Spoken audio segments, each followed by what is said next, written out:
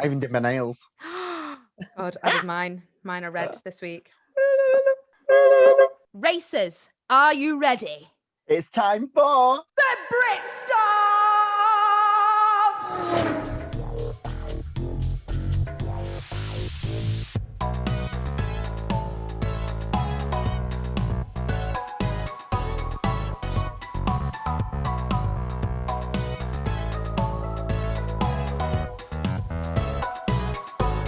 Hello, and a huge fabulous welcome to the Brit Stop. I'm Nadia Business. And I'm her bestest Judy, Lorna, and welcome to the second episode of the Brit Stop. Yes, and this week we are going to be talking about episode 2, season 2 of RuPaul's Drag Race UK. First off, let's just say, what a start to the series. I know. I'm still so overjoyed that episode 1 was that fabulous. Ups and downs, twists and turns, the shock of Joe Black leaving on the first episode. It's taken me a while. It's taken me a whole week to get over this. I don't think I'm over it yet. I'm not. I'm still in mourning. Hence why I'm wearing pink. That was quite a shock, and it also sent ripples of shock amongst the queens that came into this new week, didn't it? They seemed quite taken aback themselves, didn't they, coming back into the workroom? They did, because Joe is somebody of such amazing standing in the drag and cabaret community that to see Joe go first, I know. It blew, like I said, it blew the competition wide open. It's a new day, and we're here at the beginning of the second week for these girls. It's a new day, a new dawn. Christmas is over, Michael Bublé. Sorry. And Rue comes in, and the mini challenge is... Oh, yeah. They have to vote a Drag Race cabinet. You're joking. Not another one? The queens who got the positions were Ahura as Secretary of Trade, Trade Minister was Tace, Leader of Lording It Up was Lawrence Cheney, and Baroness Basic, Tia Coffey. Yeah! Which... I don't know. So do you think that the queens think her looks are just too basic from what they've seen so far, and potentially maybe what they've kind of clocked her unpacking? Yeah, I mean, her entrance look was probably the simplest. I think what we're saying is we haven't been wowed yet. I mean, I would have been with the queens on Secretary of Shade. Ahura got it fair and square, bitch. Like, she can't complain about that. I feel very attacked. I mean, I wonder what they're thinking about her confessionals now they're watching it for real. Trade Minister. Go on, you go. You spill the tea. You tell me. I'm going to say this, right? You know I like my blondes. I'm a big fan of Ellie Diamond out of drag. I knew it. I knew you would. So cute, so cute. Leader of Lording It Up, in terms of being cocky. I was torn between Astina and there's a little part of me that thinks Tace as well. Like, she's got, Tace is very confident. Definitely. I mean, I'm here for it. Don't get me wrong. I think it's confidence, not cockiness. But the main thing I want to bring up with you on this is the very exciting, juicy tidbit of gossip that there potentially has been a kai-kai. That's hot. Yes. Between Tace and Ahura, there has been, across this episode, many moments where they alluded to having a past. Yeah. Romantic or purely sexual history, or both. Vote for what you know. That's it. Vote for what you know. I'm just gonna hairspray. Sorry. I feel like an 80s newswoman. You are very 80s today. It's wonderful. So on to the maxi challenge. RuPaul says that this week they are going to be performing and singing live Rats, the Rusical. If I was in the competition, I would be getting cold sweats at this point. You would be the Lawrence Cheney of this episode. Potentially, yeah. I'd like to think of myself as the Veronica Green. Oh! I'd like to think myself that I would approach it and just go for it, which actually, do you know what? I think I would. And I'd go down the Bimini route and just be open and say, do you know what? I can't sing, but I can sell a song in an accent which is exactly what I did in Oliver in 2008. Me and Nadia were in a high school stage play musical of Oliver, and we played the funeral parlor couple who owned the funeral parlor. Mr. and Mrs. Sowbury. And we got a very prestigious award. Hold on. It's not a big deal. Oh my God. She's going to go get it. Let's find it. Was that near your bed? Was that? This is to remind me that my life has peaked already. Anyway, so this is an episode for me and you, isn't it? This was like close to our hearts, a musical theatre episode. This obviously is a take on Andrew Lloyd Webber's Cats the musical. Not my favourite musical, I'm not going to lie. Judi Dench's Human Hand will always be a part of the history now. I'm sorry. Sorry. Ooh, Bridget Bardot. Yeah. Bridget Bardot. Obviously Veronica Green is like, yes. She is happy. She's got eyes on the prize. This is the week that she's going into, and she's like, thank God, second weekend, I'm gonna win. Then obviously we've got on the other side of things, Lawrence Chaney is slowly just depleting in the corner, and the look of pure terror on her face. And then there came a clash, inevitably.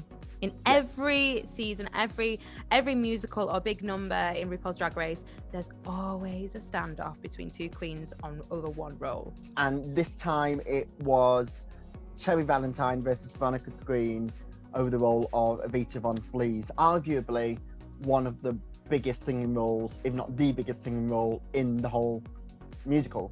I would actually just... I wouldn't pop a fuss at all. I'd get what I was given. And then what I would do is I would really like calculate and think, right, how am I going to use this role and absolutely steal the show? And how can I get that RuPaul cackle? There's no such thing as a small role, only a small actor. I was actually really impressed with Veronica because I think at that stage, the queens are still underestimating Veronica Green. And she was digging her heels in and she was like, no, you're not walking all over me. But well done, Veronica. I was so impressed that she just said, no, I want this part because I'm winning this week. Because I am what? Sickening. So after rehearsal, Cherry is sat next to Sister. They're doing their makeup, getting ready for the Rusical. And she talks about her struggles of coming from a traveller background where there's a culture of toxic masculinity. Yeah. And you're expected to have a wife, you're expected to have kids. Being gay isn't okay. The lovely thing that I thought came out of it was actually Cherry's love and respect for her family and that she still adores them. She also pays homage in her drag to the women that she has been brought up by in the traveling community, which was just wonderful. And you can see that love and respect because the women in the traveling community, they have their kind of shoulder pads, they love to be glamorous and they don't go down to the corner shop unless they've got a full face makeup and some heels on. And I thought that was really lovely. They're drag queens. So let's move on then to the actual Rusical. And wow! I thought it was really, really good. Laughed the whole way through. What we'd seen in rehearsal, obviously, is a snapshot of what goes on. But the transformation from that to the final performance, I was really, really impressed. Who were your kind of like Olivier Award winners? Obviously, Veronica Green as Evita Von Fleas. She was so, so good. And also, I thought the duo of Tia Coffee and Ginny Lemon in that final scene. I would also like to just shout out for Bimini for me. I thought she was amazing. Her energy, her character, she was a real standout for me. Who did you see struggling? I saw Lawrence and Cherry struggling. Yeah, I thought the Rat Pack was the weakest out of everyone. And what I did notice is that Lawrence kind of overcame the nerves somewhat by just putting charm and character and personality into it, which if you're unsure of what you're doing in a challenge like this, it's what you've got to do. And the last person, just to say, that I saw struggling was Tace, which really, really surprised me, because in her choreo rehearsal, she was incredible. I mean, we all know that she's a dancer, so we don't expect any less, but actually it was a bit dead behind the eyes, babe, wasn't it? There was no facial expression. I think there was a bit of a mess up, wasn't there? And then I think that threw her. I think there was like a slight mess up. Ellie Diamond might have missed something briefly, and I think it threw Taste for the rest of their number. So the runway theme for this week is surprise, surprise. It's a 2-in-1 look. Love it! Lorna, who were your favourites on the runway this? A really impressive one for me was Ellie Diamond. Not only did she do one reveal look, surprise, surprise, you know, she did another one. So that's 3 outfits that she did, and she was so smart. She knew that RuPaul loves his favourite film is Wizard of Oz. Obviously, these weren't like high fashion looks. No. But that wasn't necessarily the purpose of the challenge. Yeah, I've got to be honest. Like when she first came out in the Scarecrow, I instantly read her. I read her for filth with Joe. I just said, we've seen the Scarecrow. If it's not as good as Naomi Smalls, I'm not here for it. But she proved me wrong by exactly what you just said, revealing the other reveals. And then I thought, she's done the assignment. She smashed the assignment because that's what Ru wanted, surprises. For me, the top on the runway this week was absolutely. And not just because of the looks, it was because of the presentation of it. It was Veronica Green going from 50s housewife to gold fembot with a helmet. I was so impressed. If you watch it back, you can see that she actually, you know, has a moment where she turns into the fembot and drops the tray, and I thought that was such a clever presentation because the judges didn't know what to expect. So really, really impressed with that one. But who were the bottoms of the runway this week for you? Well, we can't not talk about Bimini Bombulash. No! Listen, she comes out and, you know, she's got this amazing wig, and then she's got this like gorgeous like corset piece, thigh-high black, gorgeous sexy boots, the kind of like latexy black gloves as well, a really like fitting piece. And then she had these black latex balloons just covered, like, you know, dotted around on this corset. And you thought, where's the reveal going to be? And these balloons look quite disheveled. What's going to happen? She walks down the runway and tries to pop them, and nothing really happens. The paint has dried up. Bimini. It was heartbreaking to see. Who struggled for you on the runway? Who didn't impress you? Taste. I loved the long blonde weave. She looked absolutely gorgeous. That hair was everything. However, a red cape into a red coat into a red catsuit with blood and a black panel underneath does not a 2-in-1 look make. That's you getting undressed, love. Blood in the mouth has been done. I mean, had there been a better reveal and then she'd done the blood, I would have been more impressed. On the whole, this runway, I was slightly let down, I'll be honest. Overall. We've seen better reveal looks. There wasn't really fashion looks, I'd say. No. As Vinegar Strokes once said, bring it to the hodgepodge, hodgepodge. Bring it to the hodgepodge, hodgepodge. Podgy. And I'm not talking about Ginny Lemon's ass. Whoa. That was a moment. So, my darling, that was the runway, really briefly. So who did well, who didn't do well? Who did well? In the tops, we have Tia Coffee, Ellie Diamond, and Veronica Green. Yep. In the bottom, we have Lawrence Cheney. I'm not going to do it. Lawrence Cheney! Cherry Valentine and Taste. There were kind of good bits and bad bits for everybody, the 6 that were left on the main stage. Yeah. Except for Veronica Green, who they loved her runway. her performance obviously was an absolute standout. I just loved Alan Carr's comment on the little mice rats on her teats, and said, like, you know, I was equally like disgusted and turned on at the same time. Been there, Alan. Been there. So she won this episode, this challenge. Well done. So well bloody deserved. And doing it for the Lancashire lasses, doing it for the underdogs. I can't think of anybody else who could have won that challenge and that runway. Lawrence Chaney's runway reveal with the saltire blue and white flag of Scotland into the tartan actually saved Lawrence this week. It did. Therefore, it is Cherry versus Taste in the bottom, lip syncing to Memory by Elaine Page. Again, choices. How hard? I don't know about you. I'm intrigued to see what you think about if you were given this to Lip Sync Con, because for me, I think that is only a song that could be done well by Latrice Royale. Like, that is a song that needs heart. It needs you stood still on that stage, presence, and you looking at every judge and you just doing it. But I think it is hard to do a slow song lip sync because you're not moving around as much. You know, you can't distract people with a bit of a dance move, a bit of a flair here and there. Like tricks, no nothing. Yeah. No, I was watching Tacey's face. Tacey's faces. Tacey's faces. She was giving me everything I needed facially.